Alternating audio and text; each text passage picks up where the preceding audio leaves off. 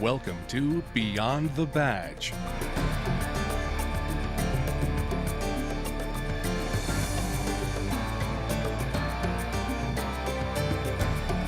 Beyond the Badge is an inside look at your Oshkosh Police Department, brought to you through the resources of Oshkosh Community Media Services.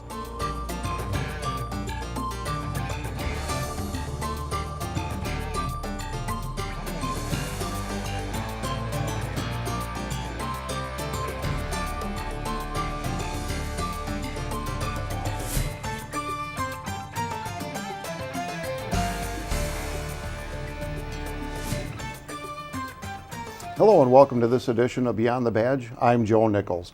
On today's show, we'll be talking with Lieutenant Andy Lecker, SWAT commander for the Oshkosh Police Department, about SWAT. In the second segment, we'll be hearing from Captain Kelly Kent in this segment of the command post. We welcome all of you listening to us on 101.1, 101.9 Oshkosh FM, and those of you watching us on GovTV. Andy, welcome to the show. Thanks, Joe. Thank you so much for coming on today. Your first time on the show? Yes, it is. Okay, excellent. And if you could, please tell our listeners and viewers a little bit about yourself. Well, I've been with the Oshkosh Police Department for 15 years. I'm currently a lieutenant with the patrol division, and I supervise second shift. Very good, very good. Well, thank you again for being on today's show. So, everybody always asks, and they've got the acronym SWAT. What does it mean? Well, SWAT stands for Special Weapons and Tactics. Actually, we just changed our name to SWAT recently. Okay. Prior to that, they referred to us as the Crisis Reaction Team, which essentially was the same thing, but changing to SWAT made it so that everyone understood what exactly we were. But SWAT at the Oshkosh Police Department is a group of 14 officers that are part of what's called a collateral duty team, where everyone has other responsibilities but comes together for high-risk incidents and things of that nature as part of the SWAT team. Very good, very good. And so who can become a SWAT officer at the Oshkosh Police Department? Any officer can become a SWAT officer. I believe the minimum is 3 years experience with the department, and there is some testing and an interview process and some things of those nature for officers that are interested in getting on the SWAT team. Okay, very good. So is there any special training that they'll have to go through once they're on the team? Yes. The process for getting on the team results in some, there's an interview, like I said, there's some qualifications both with a handgun and with a rifle. There's a physical fitness aspect to it. And once they're appointed to the team, then they would begin training with the team, and they would also attend some specialized training. All the new SWAT members go to a course called Basic SWAT, which is a week-long course that teaches them, a lot of the basic duties and responsibilities that we encounter, through being a SWAT team. Okay, very good. And so you mentioned that there's a physical test. I know that they have to take the test each year. What does that consist of? Well, we use a testing philosophy called Fit Force, which has been adopted by the state of Wisconsin now for all law enforcement officers. For our particular team, we use that Fit Force standard, but we up it 10%. So we expect all of our operators to be able to complete the Fit Force standards at a 10% higher standard than anyone else. We hold all of our personnel to a little bit higher standard to be part of the SWAT team. But it consists of a number of things that are job related, health, physical fitness wise, towards what we do as police officers and SWAT officers. So there's some running involved. There's an agility course, some push-ups and sit-ups. It's kind of judges your overall physical fitness. Okay, and that's done yearly? Right. Yes. Everybody does it yearly. Okay. Very good. Very good. Now, I know that SWAT has special equipment that they use. Can you just kind of go over what kind of equipment SWAT officers use? Sure, Joe. Everybody's issued a vest. It's probably something most people have seen like in the movies, but it's fairly similar. It's a Kevlar vest. It's a lot more larger and more bulky and covers more area on your body than the regular patrol vests that all the officers wear. And it also has a large ballistic chest plate that should stop a rifle round. Okay. So everybody is issued that and wears that. Also, all the operators are issued their own rifle that has an optic on it. Okay. So they're all issued that. That's kind of the standard issue. We've recently acquired communication headsets, which we can now hook up to our radio that are an earmuff type setup that goes on our helmets that allows us to communicate, and it also gives us some hearing protection in the event that we were involved in a shooting. But we also have a number of different equipment items that we keep. We have several different ballistic shields that we use. Okay.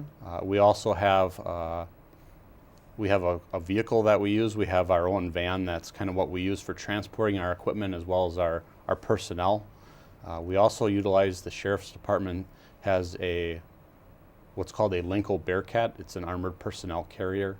Okay. It's basically a Ford truck that's beefed up a little bit and has ballistic protection, which allows us to keep our operators safe while we're dealing with a dangerous situation, or evacuate people if need be and keep them safe.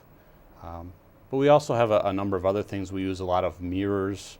We have some tools that we use for breaching doors, like rams, and we use a fire department tool called a hooligan that is kind of a pry tool to access doors. So we have a lot of different equipment like that. A lot of nice equipment. Yes. Okay, very good. And so you had mentioned that you use specialized vehicles, that type of thing. You mentioned the Bearcat. Now, I know that somewhere along the line, the Bearcat that the Sheriff's Department has is possibly coming to the Oshkosh Police Department. Can you kind of speak on that? Yes. The Winnebago County Sheriff's Department actually acquired a brand new Bearcat. Okay. And with any luck, we will hopefully acquire their former Bearcat. Currently, we don't have any sort of vehicle that we have access to that we can use for rescuing people or keeping our people safe right away. We can always borrow that vehicle, but there's a big time delay in getting it. So if we were to acquire that, that would be a resource that we would have that we could access immediately. It also would allow us to have two different armored personnel carriers accessible to us. If the Sheriff's Department brought theirs and we had the other one, that would allow us to more safely resolve some of the conflicts that we encounter. Exactly. And in these situations, seconds count, and having that Bearcat out at a different location, it kind of cuts the emergency. Right. It's a game-changing piece of equipment. It really is. It allows us to get closer to a situation and keep us safe. Whereas if we're just out, outside, we don't necessarily have the cover that it provides, and we can't get to a safe position where we can see what's going on, rescue people that need to be rescued, or insert our people into a situation that they need to get involved in. Very good. Very good. Hopefully that vehicle comes to fruition and comes here to the Oshkosh Police Department. So let's talk about practicing and training. How often does the SWAT team practice or train?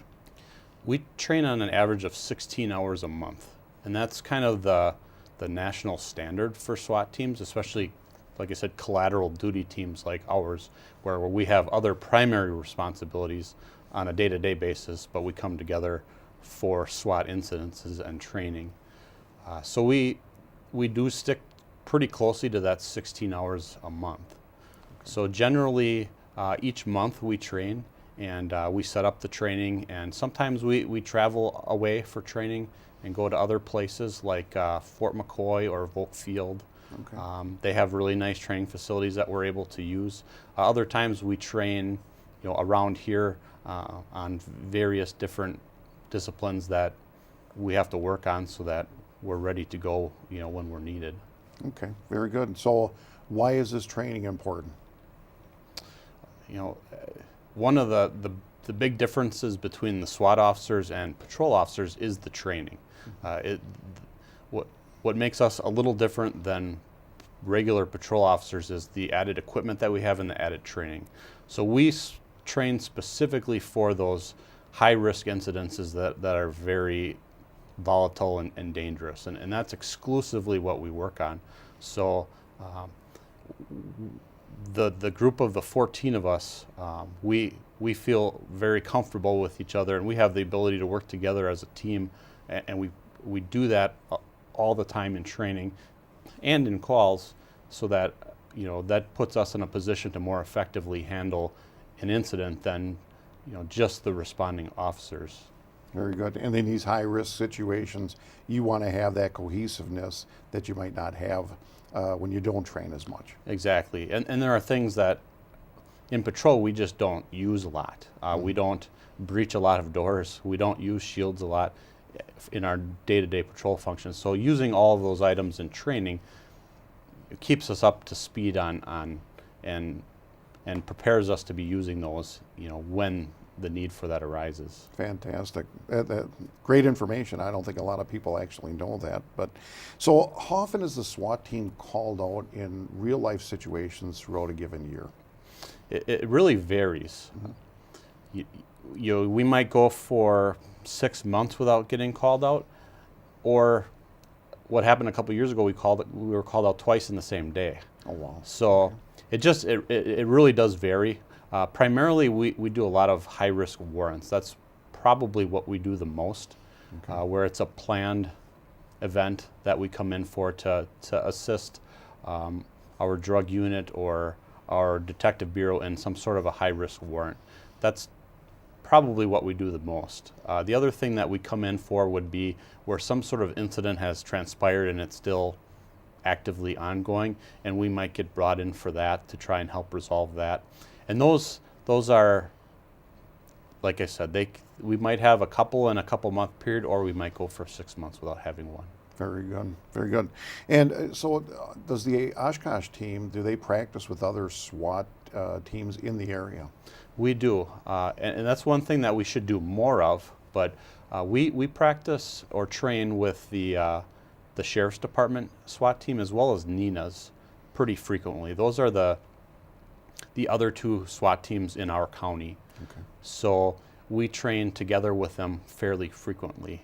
I know that sometimes when we train in other places, we're reluctant to all go because that would leave the area without a SWAT team, so we have to be careful of those sorts of things. But we do pretty frequently train, especially with Nina. We've spent a lot of time training with them. Okay. And we train also with the county.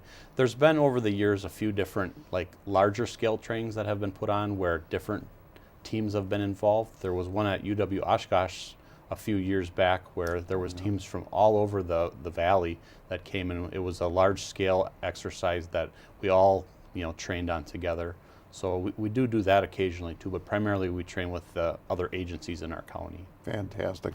Well, Andy, I thank you so very much for coming on today's show. I really appreciate it. And we'll be right back after this short break with Captain Kelly Kent.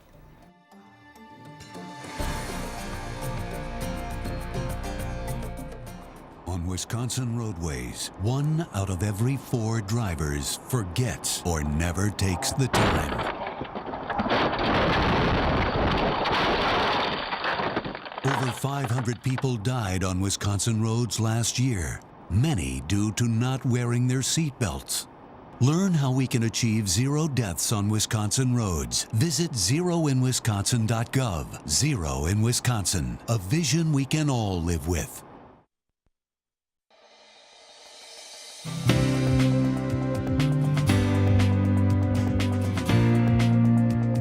Hi, I'm Kiana Blount and I'm a police officer with the city of Oshkosh. Since I was younger, I knew that I wanted to be in a profession where I could help people. Definitely made the right decision joining this great city becoming a law enforcement officer. I do enjoy it, helping everybody with their everyday lives. To some, I might be making a small impact, but I know that there are choice people out there that do enjoy the fact that I help them and they appreciate it. And to me, that's rewarding enough. And that's why I wear the badge.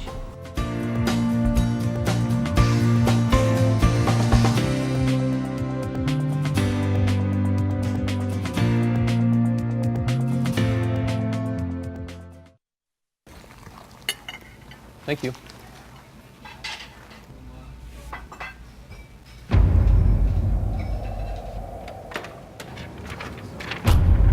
Killed someone while driving drunk, and you'll never be able to wash the blood off your hands.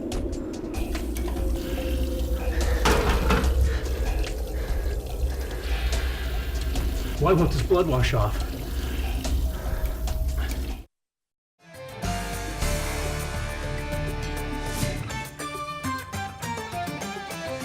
Hi, my name is Kelly Kent. I've been with the Oshkosh Police Department for 27 years, and I'm currently assigned as captain of the Patrol Services Bureau. I'd like to give you an overview today of the Patrol Bureau, talk about some changes that we've seen in the department over the last few months, and discuss some current initiatives we're working on. So the Patrol Services Bureau is the largest and most visible of the three bureaus here at the Oshkosh Police Department. We're organized by administrative services, investigative services, and patrol services. The Patrol Services Bureau includes the uniformed officers, the men and women you see driving around in squads, patrolling the city, responding to calls for service, and during uncommitted time engaging in community outreach and team policing initiatives. By now, I hope our public is familiar with our team policing philosophy. We're a 24/7 operation, and across our three shifts, we have officers assigned to one of 7 districts.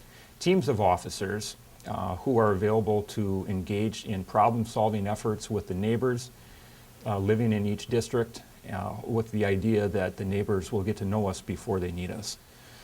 So also included in the Patrol Services Bureau would be our Special Operations Division.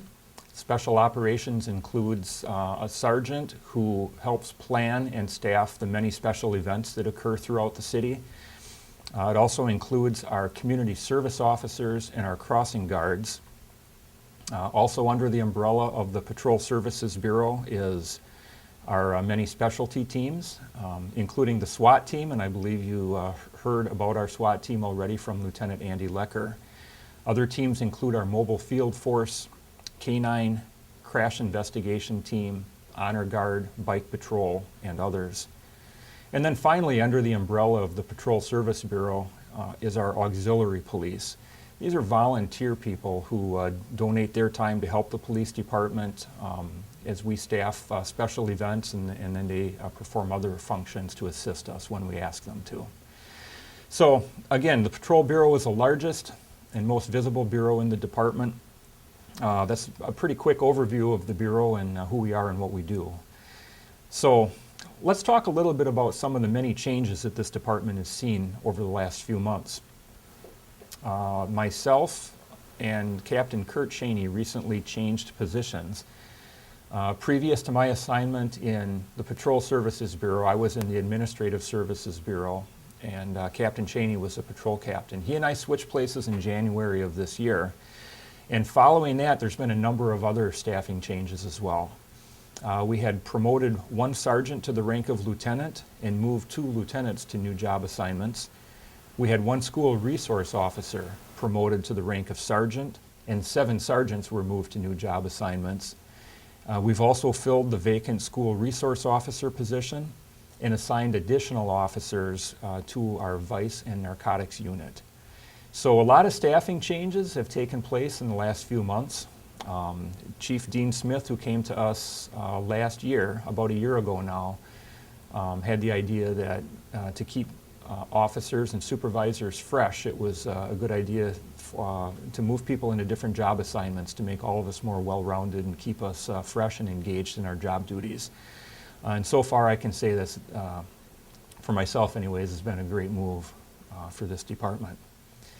So finally, I'd like to talk about some current initiatives that we have going on in the department right now. First of which is the Vice and Narcotics Unit, which I just mentioned. The Vice and Narcotics Unit, or VNU as we call it, was created in January as an expansion of our former drug task force. This was really done in response to the heroin epidemic and other drug crimes and related problems we've seen in the city. The Vice and Narcotics Unit focuses on investigating narcotics dealers and human trafficking. So it's an expansion of just drug investigations. It really includes human trafficking, prostitution offenses, and things related to that. Our Vice and Narcotics officers work closely with the Lake Winnebago area MEG drug unit. However, the focus of Vice and Narcotics is to look more inside the city limits of Oshkosh, attacking the drug and vice problems, whereas the MEG unit has a larger scope, working in a 4-county area.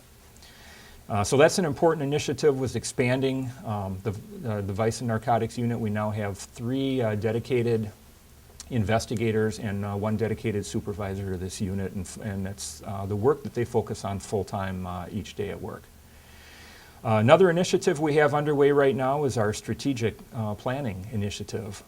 The city of Oshkosh recently underwent a new strategic plan, and one of the city goals that was developed was to provide a safe, secure, and healthy community, the responsibility of which falls largely with the police department.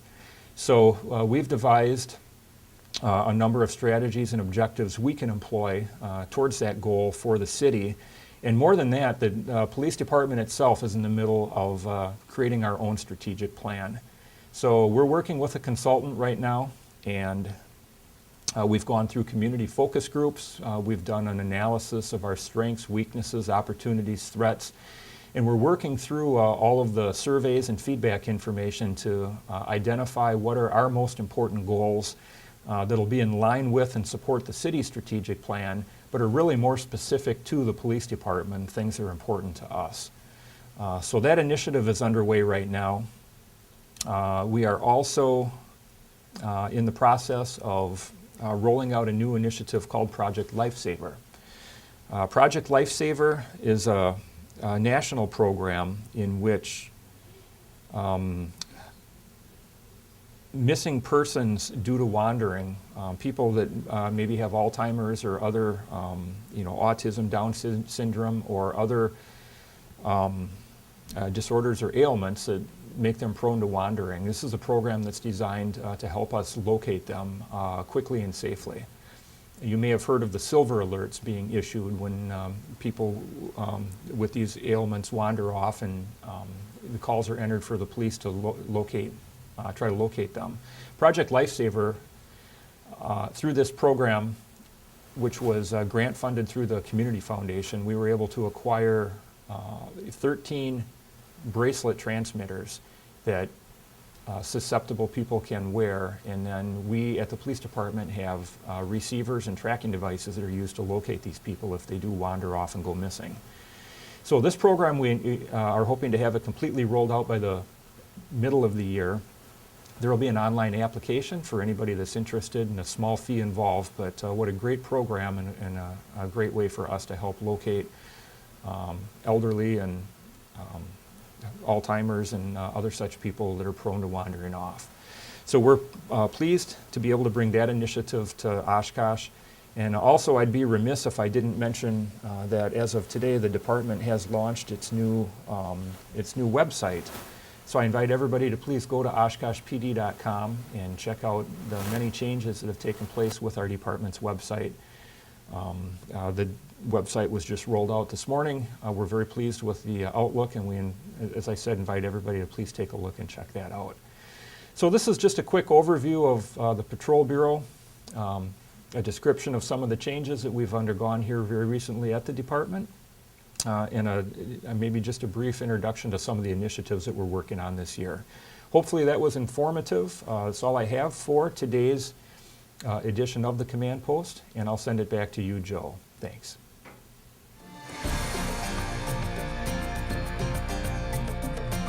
Thank you, Captain Kent. We thank Lieutenant Andy Lecker and Captain Kelly Kent for being on today's show. The Oshkosh Police Department has a newly revised website. Please go to www.oshkoshpd.com to see the new updates and user-friendly features on the new website. Remember to know us before you need us. We have a question for you. For our viewers and listeners, what topic would you like to see covered on Beyond the Badge? If you have a topic that you would like to see covered, please contact me at 920-236-5742. We will produce a show covering the topic and answer questions you may have. Remember, spring is fast approaching. With the warmer weather, more thieves will be out after dark. A kind reminder to remove your valuables from your vehicles and make sure that you lock your vehicles as well. Don't become a victim. Take opportunity out of the crime triangle. We thank you all for watching and listening to us today, and we want you to stay safe, drive sober, and always wear your seatbelt. Okay.